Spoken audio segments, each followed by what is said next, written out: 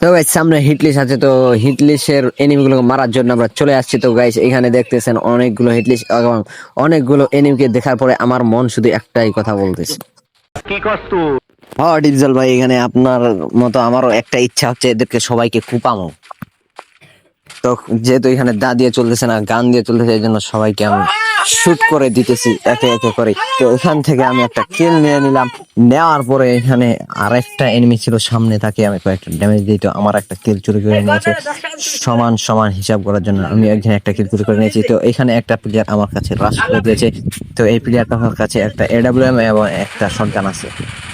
তো এনিমিটাকে আমি পুরোপুরি ড্যামেজ দিয়ে দিই। ড্যামেজ দেওয়ার পরে তাকে ভাবলাম যেহেতু পুরোপুরি ড্যামেজ দিয়ে দিয়েছি, একটু লাড়া দিতে, বেচারা পড়ে যায় ড্যামেজ খেয়ে। তো আমিও পড়ে গেছিলাম। তো দেখেন এই যে এনিমিটা মারছে, প্রাইম লেভেল হচ্ছে 8, আপন নাম হয়তোবা। তো আমার টিমমেট গুলো আমাকে আবারও রিভাইভ দিয়ে দিল। রিভাইভ দেওয়ার পরে আমিও লাভে বসে আমার টিমমেট গুলোকে রিভাইভ দিতেছি, মানে জন্ম দিতেছি আবার নতুন করে।